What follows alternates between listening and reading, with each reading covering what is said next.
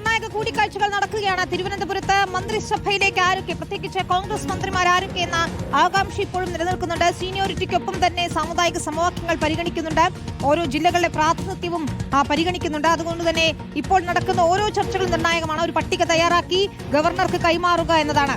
രമേശ് ചെന്നിത്തലയുമായി കൂടിക്കാഴ്ച നടത്തി അദ്ദേഹത്തെ ഏതാണ്ട് അനുനയിപ്പിച്ചിരിക്കുന്നു. ആഭ്യന്തര വകുപ്പ് നൽകുമെന്ന് ഉറപ്പായിരിക്കുന്നു. പക്ഷേ അദ്ദേഹത്തോടൊപ്പമുള്ള രണ്ടുപേർക്ക് അൻവർ സാദത്തിനും IC ബാലകൃഷ്ണനും മന്ത്രിസ്ഥാനം വേണമെന്നതാണ് ചെന്നിത്തലയുടെ ആവശ്യം. ഇപ്പോൾ VD സതീശനും നിയുക്ത മുഖ്യമന്ത്രി VD സതീശനും സണ്ണി ജോസഫും കൂടിക്കാഴ്ച നടത്തുകയാണ്. KPCC ആസ്ഥാനത്ത് IC ബാലകൃഷ്ണൻ കൂടി അങ്ങോട്ടേക്ക് എത്തിയിട്ടുണ്ട്. PC വിശ്വനാഥും ഈ ചർച്ചകളിലുണ്ട് എന്നതാണ് ഏറ്റവും പ്രധാനപ്പെട്ട കാര്യം. TV പ്രസാദ്, റോഷിപാലും അവിടെയുണ്ട്. TV പ്രസാദിലേക്കാണ് ഞാൻ പോകുന്നത്. പ്രസാദ്, നിർണായകമായ ഒരു കൂടിക്കാഴ്ച എന്ന് പറയണം. ഒരുപക്ഷെ ഒരു ചർച്ചകളുടെ അവസാനം ഒരു പട്ടികയുടെ അന്തിമ രൂപം നൽകലായിരിക്കുമോ അവിടെ ഉണ്ടാവുക? അതിനുശേഷം വരുന്ന പ്രഖ്യാപനങ്ങൾ അത് നിർണായകമാണ്.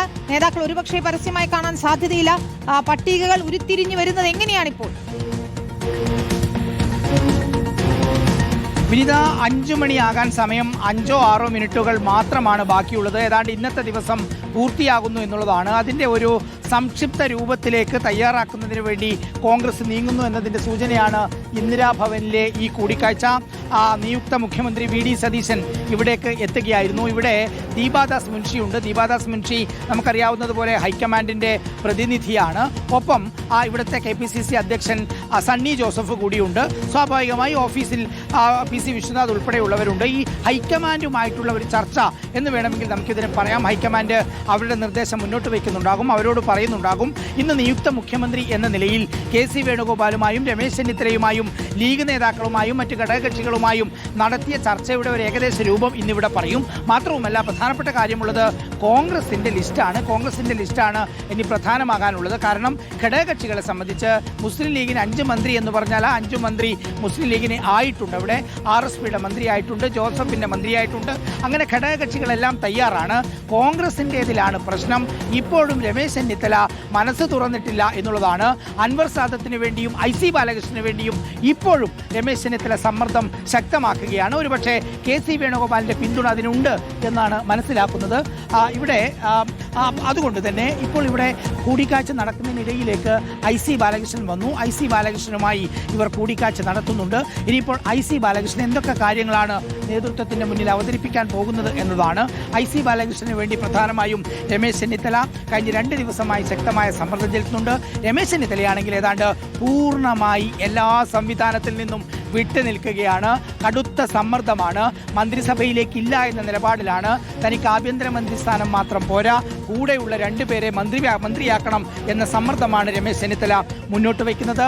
അതിൻ്റെ ഭാഗമായി തന്നെയാണ് ഒരു പ്രതിസന്ധി ഉരുത്തിരിഞ്ഞിരിക്കുന്നത്. നമുക്കറിയാവുന്നതുപോലെ KC വേണുഗോപാലും VD സതീശനും രമേശ് ചെന്നിത്തലയും മുഖ്യമന്ത്രി കസേരയ്ക്ക് വേണ്ടി ദിവസങ്ങളോളം പോരാടി.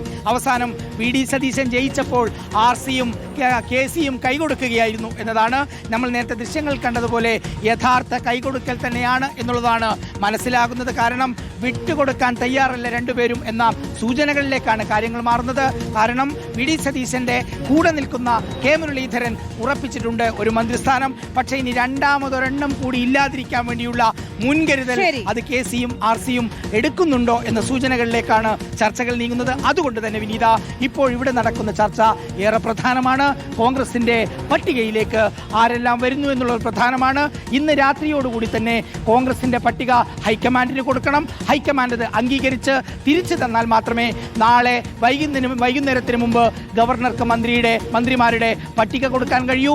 ഇവിടെ നിന്ന് കൊടുത്ത പട്ടിക ഹൈക്കമാൻഡ് വെട്ടുമോ, അതിൽ വെട്ടിയതിനു ശേഷം കൂട്ടിച്ചേർക്കൽ ഉണ്ടാകുമോ? പ്രധാനമാണ് ഇന്നത്തെ കാര്യങ്ങൾ, ഇന്നത്തെ ചർച്ചകൾ വിനീത. ശരി, TV പ്രസാദും റോഷിപാലും തുടരുന്നുണ്ട്. KPCC ആസ്ഥാനത്ത് അവിടെ നിന്നുള്ള ഓരോ ചലനങ്ങളും, തിരുവനന്തപുരത്ത് നടക്കുന്ന മാരത്തൺ ചർച്ചകളുടെ ഓരോ അപ്ഡേറ്റുകളും ഓരോ ദൃശ്യങ്ങളും റിപ്പോർട്ടറിലൂടെ പ്രേക്ഷകർ അറിയിക്കാൻ കാത്തിരിക്കുക.